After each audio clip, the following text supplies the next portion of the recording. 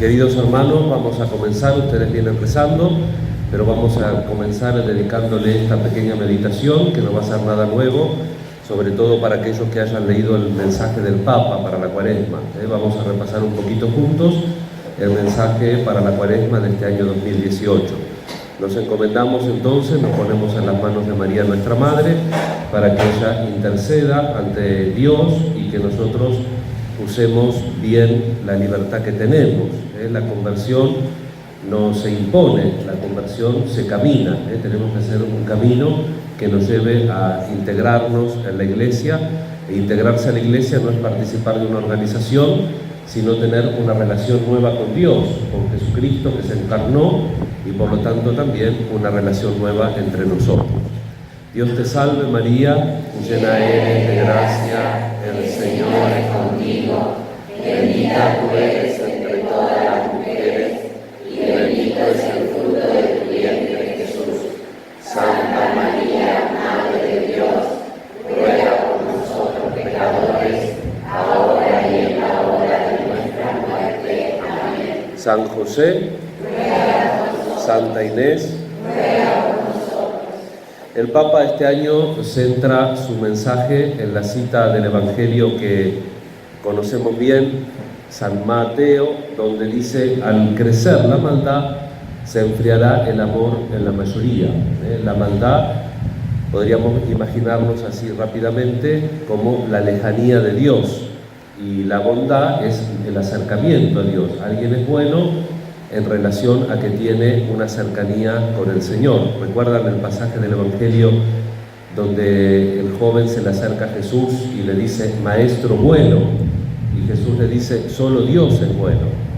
No dice que Él no es bueno, pero que esa enseñanza que va a recibir de Jesús es una enseñanza que no es una opinión, sino que viene de Dios. El Papa dice una vez más: nos sale al encuentro la Pascua del Señor. Para prepararnos a recibirla, la providencia de Dios nos ofrece cada año la Cuaresma, signo sacramental de nuestra conversión, que anuncia y realiza la posibilidad de volver al Señor con todo el corazón y con toda el alma. Como todos los años, con este mensaje, deseo ayudar a toda la Iglesia a vivir con gozo y con verdad este tiempo de gracia. Y lo hago inspirándome, dice el Papa Francisco, en una expresión de Jesús en el Evangelio de Mateo: al crecer la maldad, se enfriará el amor en la mayoría. Esta frase se encuentra en el discurso que habla del fin de los tiempos y que está ambientado en Jerusalén, en el Monte de los Olivos, precisamente allí donde tendrá comienzo la pasión del Señor. Jesús, respondiendo a una pregunta de sus discípulos, anuncia una gran tribulación y describe la situación en la que podría encontrarse la comunidad de los fieles. Frente a acontecimientos dolorosos, algunos falsos profetas engañarán a mucha gente hasta amenazar con apagar la caridad en los corazones, que es el centro de todo el Evangelio. La caridad es el centro de todo el Evangelio, porque la caridad es el centro de la vida cristiana. Dice la primera carta de Juan: Joseos agape esti, Dios se hizo amor. Agape es un verbo en griego que se reserva para decir amor de benevolencia. Bene es bien, ¿no? Y volere en latín es querer, un amor que quiere bien. Y por lo tanto es un amor desinteresado, que no quiere nada a cambio. Esto es difícil, ¿no? Porque el lenguaje vivo se va modificando con la conducta y con la manera de ser. Uno se imagina teóricamente cuál es el amor más desinteresado. El de la madre, ¿no? Ahí, si no leí mal los labios. De la madre, los padres distintos no lo expresan tal vez, pero ciertamente que el de la... Y sin embargo nosotros como cura, no sé la experiencia de los otros curas, yo pronto cumplo 20 años, es que mi hijo es un desagradecido, no me viene a ver, o no me escucha, o no me deja hablar, voy a la casa y no me deja hablar, no sé qué con la nuera, no, es un desagradecido. No sé si es de ahora, si es de siempre. Esto no se puede tomar en estado absoluto.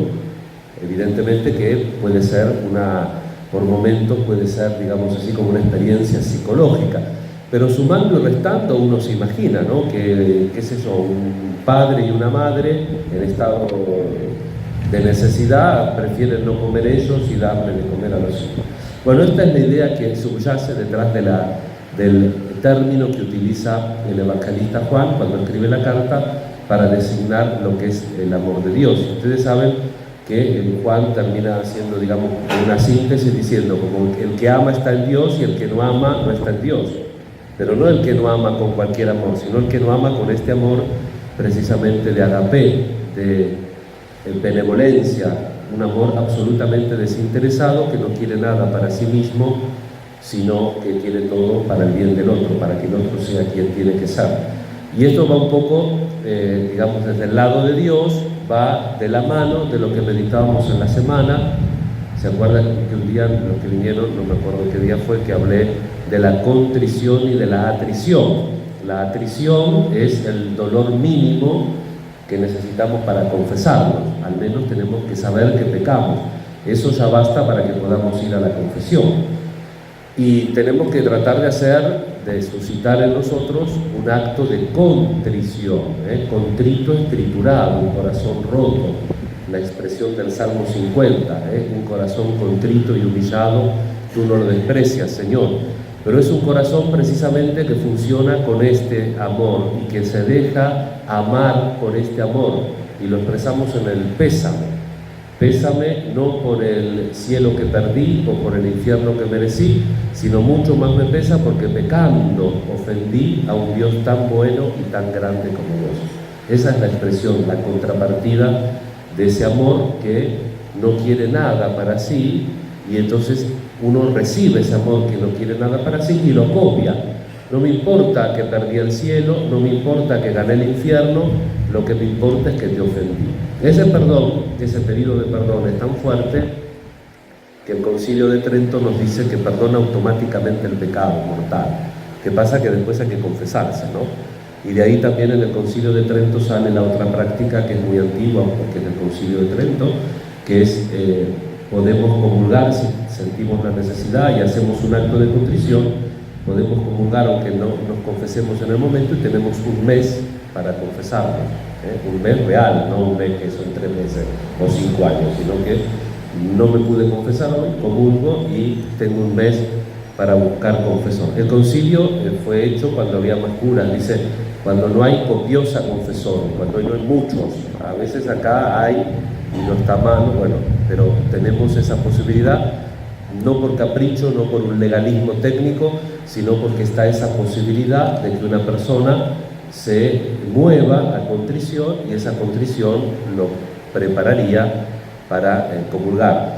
Y si hubiera algún error, alguna falla de cálculo en la intensidad del arrepentimiento, luego recurrimos al sacramento de la penitencia en cuanto tenemos ocasión.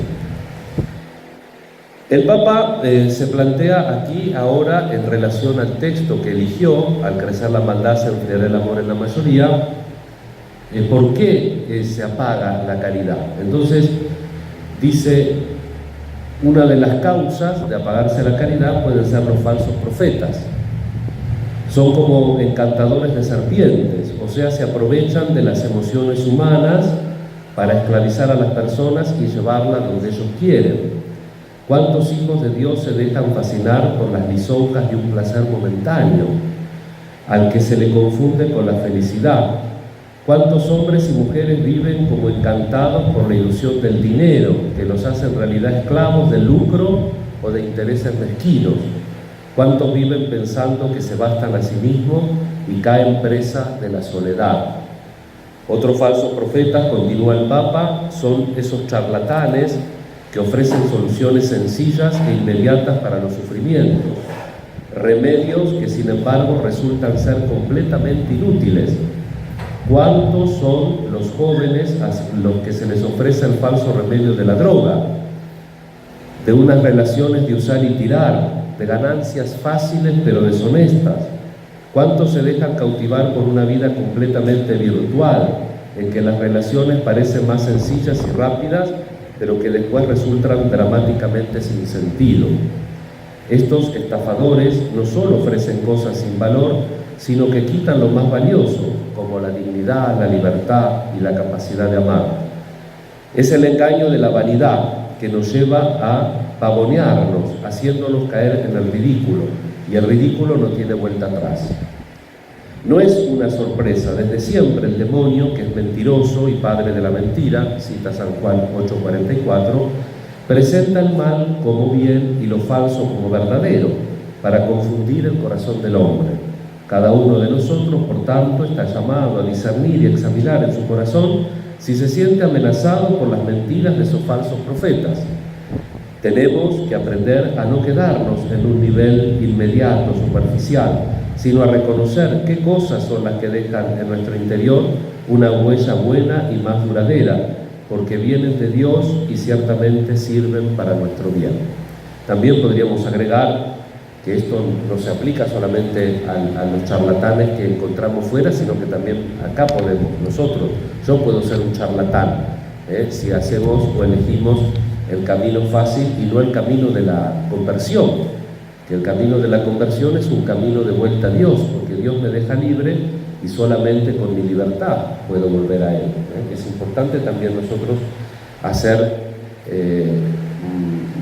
atención, iba a decir una expresión que no se usa bien, poner atención, tenemos que poner atención para que no hagamos una fe charlatana o una fe de falsos profetas, sino que la verdadera fe tiene que asumir la totalidad de la vida, y la totalidad de la vida muchas veces incluye la cruz.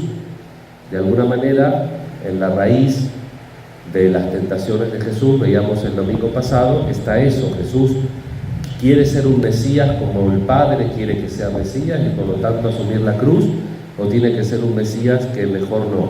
Es la tentación de Jesús de toda la vida. Uno de los evangelistas dice que el demonio se retira hasta el momento más oportuno. ¿Y cuándo lo vemos de nuevo al demonio asusando a Jesús? En el huerto de los olivos, precisamente en el contexto que el Papa señala. ¿Y qué le susurra al oído a Jesús? No, la cruz no. Entonces Jesús, Padre, si es posible que pase de mí este cáliz sin que yo lo beba. Pero Jesús dice, si para eso he venido, si para eso soy Mesías, que no se haga mi voluntad sino la voluntad tuya. Y un poco, y no me adelanto porque lo van a escuchar en la homilía, el tema de la transfiguración también tiene que ver con la configuración de la vida de Jesús a la voluntad del Padre. Es una voluntad que implica la cruz, que implica el Tabor, el monte donde Él se transfigura, y todo es luz, pero que también implica el Calvario. El Calvario, no para terminar el Calvario, sino el Calvario para terminar en la luz de la Pascua. Como decía el Papa al inicio de la carta, que una vez más nos sale al encuentro la Pascua del Señor.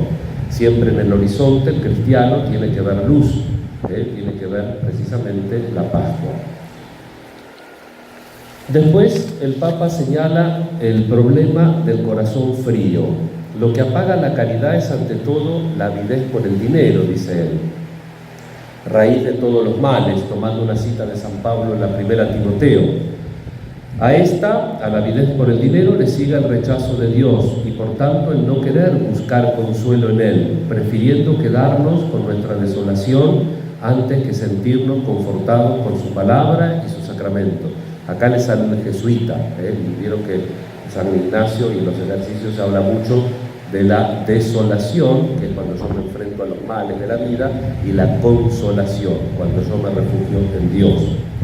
Todo esto se transforma en violencia que se dirige contra aquellos que consideramos una amenaza para nuestras certezas. El niño por nacer, el anciano enfermo, dice el Papa, el huésped de paso, el extranjero, así como el prójimo que no corresponde a nuestras expectativas. Y en esta enumeración vemos también el tema de los falsos profetas también, ¿no? El tema del aborto que viene ahora en la Argentina, que han dado luz verde para que se debata. ¿Se puede debatir de cualquier cosa? Digamos, si hay un grupo neonazi que quiere debatir a ver si ponemos algún campo de concentración o algún centro de detención clandestina. No terminamos de decir clandestino que estamos presos y con una piedra arriba de la jaula para que no nos escapemos. Y el aborto, después claro, el polémico arzobispo Aguer, usa la cabeza ya. Yo no sé si algunos usamos la cabeza o no. Problemas físicos de la ley a los 14 meses. ¿Qué pasa a los 14 meses? ¿Por qué antes se puede abortar de los 14 meses y a las 14 semanas ya sí, un embarazo un poco de elefante? ¿Y por qué no se puede abortar a las 14 semanas y 3 días? No, el que es antes de las 14 semanas, ¿es un bicho? ¿Qué es? Nada. Ese proceso hasta las 14 semanas es un proceso inconcluso que no va a terminar en nada, entonces yo puedo prescindir, o hasta las 14 o a las 3 semanas, eso que tiene una semana, ¿qué va a terminar siendo? ¿Un potus? Bueno, esto es sentido común. Esto es sentido común y esto no hay en la sociedad, y por eso yo pregunto si se puede debatir cualquier cosa. Entonces tenemos los cristianos tenemos que tener las ideas claras, y me parece que aún no hay esa claridad de las ideas, ¿no? Que tienen que tener, por supuesto, un convencimiento religioso, pero también un uso racional de los medios, porque yo he conocido gente atea, médica, que está en contra. ¿Por qué conozco gente? Porque a mí siempre, otro de los argumentos que me llama la atención en esto es el tema de que se va a reducir, dicen, drásticamente la mortalidad materna, porque cuando no hay una ley del aborto gratuita y pública, la gente recurre a lugares clandestinos y se muere. El año pasado hubo 43 casos, que no terminaron en muerte todos, ni mucho menos, pero el Ministerio de Salud no quiere aclarar cuántos casos reales hubo problemas por un aborto clandestino, porque hubo 43 casos, pero en 9 ítems, entre ellos ectópicos, determinadas cosas que son normales, abortos espontáneos, que no es que lo buscaran. Entonces, en 43 números, ¿cuántos números corresponden? Entonces, acá podemos hacer también conjeturas usando la razón, pero erradas. Por eso tienen que venir los que saben para aclarar las ideas, ¿no? Si hubo tan poquitos casos, quiere decir que la atención clandestina es mucho mejor que determinados sanatorios paquetísimos que por una endoscopía te matan, ¿o no? Es decir, la atención clandestina tiene mucho menos riesgo de mortalidad en algo tan grave como un aborto que otros sanatorios top que tienen esos problemas. Entonces tenemos que ser conscientes del ámbito moral y después de qué nos significa o qué le significa a un bautizado, a un cristiano, el mandamiento no matarás. ¿Significa algo todavía para un cristiano el mandamiento no matarás?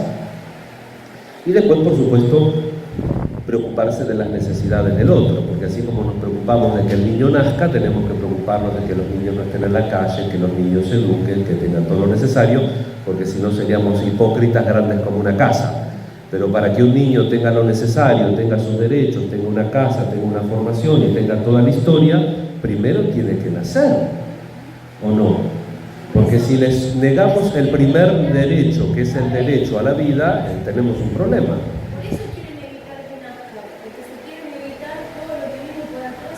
Bueno, eso sería una cosa simplificada, que evidentemente lo que ustedes ahora entiendo que con lo que estoy diciendo les estoy suscitando ideas, y entonces cada uno quiere participar según lo que lo entiende, y me imagino que conforme a la fe católica, si no estarían aprovechando la tarde en otro lado, ¿no? Pero lo que yo también les quiero decir, y no tan directamente, es que atrás de todo esto, evidentemente que hay intereses mucho más poderosos y más oscuros, porque hay gente que está a favor del aborto y uno no sabe por qué, o que antes no estuvo, y hay políticos que tienen 4 o 5 votos y que vos sabés que van a seguir teniendo 4 o 5 votos, y por qué se enfilan en esta temática del aborto. No voy a decir que está el demonio directamente, pero ustedes se pueden dar cuenta que a esta gente no le da la cabeza para hacer. Si no hay alguien que piensa por ello mal, no lo pueden hacer, y de la manera sistemática y progresiva que lo están haciendo en todo el mundo, o condicionar, qué sé yo, a los países pobres o emergentes determinados préstamos con la condición de que los gobiernos fomenten leyes como esta, como con el aborto, como otras leyes que van contra la naturaleza humana. Y entonces me dicen, ¿qué le importa al Banco Interamericano de Desarrollo que yo tenga o no la política del aborto para prestarme guita? Porque después, efectivamente, también esto lo tienen que inferir de los datos que acabo de dar, vemos que no se recurre tanto al aborto, porque en Argentina no tenemos tantos casos de aborto, digamos, en los barrios se recurre bastante, uno puede ir, pero no es que es una cosa demencial, la gente tiene hijos, los tiene, los chiquitos, aquí en el Colegio La Medalla más de varias veces, no quiero dar datos que después alguno dice que ando contando las cosas en el colegio, pero todo el mundo quiere hacer abortar a la nena y la nena no quiere abortar, y me parece estupendo, porque la muerte no es la solución, la muerte procurada y buscada directamente, una persona en sano juicio, sea religiosa o no puede considerar que sea la solución a los problemas. Sí, la supresión de los problemas, claro, queremos que no haya esto, suprimimos el efecto, la causa y se acabó el efecto, Pero bueno, son temas que están en la sociedad, que nos instalan cada tanto y que nosotros también como católicos espero que tengamos las ideas claras, aunque no dependa de nosotros, pero tenemos que tener la idea clara en conformidad con nuestra fe católica. Dice el Papa, ¿qué podemos hacer? La medicina a veces amarga de la verdad es lo primero, tenemos que reconciliarnos con la verdad. La verdad a veces amarga, no nos gusta que nos diga la verdad. Y sobre todo si nos damos cuenta que nos están diciendo la verdad, aunque no demos el brazo a torcer. El tiempo de la Cuaresma nos ofrece también el dulce remedio, tradicional remedio, de la oración, la limosna y el ayuno. El hecho de dedicar más tiempo a la oración hace que nuestro corazón descubra las mentiras secretas con las cuales nos engañamos a nosotros mismos, para buscar finalmente el consuelo en Dios. Él es nuestro Padre y desea para nosotros la vida. El ejercicio de la limosna, dice el Papa, nos libera de la avidez y nos ayuda a descubrir que el otro es mi hermano. Nunca lo que tengo es solo mío. ¿Cuánto desearía, suspira el Papa, que la limosna se convirtiera para todos en un auténtico estilo de vida? Al igual que como cristianos, me gustaría que siguiésemos el ejemplo de los apóstoles y viésemos en la posibilidad de compartir nuestros bienes con los demás un testimonio concreto de la comunión que vivimos en la Iglesia. A este propósito, agonía la exhortación de San Pablo cuando invitaba a los corintios a participar en la colecta para la comunidad de Jerusalén. Decía Pablo en 2 Corintios, les conviene, eso vale especialmente en Cuaresma, un tiempo en el que muchos organismos realizan colectas en favor de iglesias y poblaciones que pasan por dificultades. Decía también el padre Leonardo Castellani que la limosna bien hecha, porque dice que hay a veces limosnas mal hechas, pero la limosna bien hecha es como mandar la plata a un banco espiritual, que te la cuidan para que no te la roben. Y cuánto querría también, dice el Papa, que también en nuestras relaciones cotidianas, ante cada hermano que nos pide ayuda, pensáramos que se trata de una llamada de la Divina Providencia. Cada limosna es una ocasión para participar en la providencia de Dios hacia sus hijos, y si Él hoy se sirve de mí para ayudar a un hermano, ¿no va a proveer también mañana mis necesidades, Él que no se deja ganar por nadie en generosidad? El ayuno, por último, debilita nuestra violencia, nos desarma y constituye una importante ocasión para crecer. Por una parte, nos permite experimentar lo que sienten aquellos que carecen de lo indispensable y conocen el aguijón del hambre. Por otra, expresa la condición de nuestro espíritu, hambriento de bondad y sediento de la vida de Dios.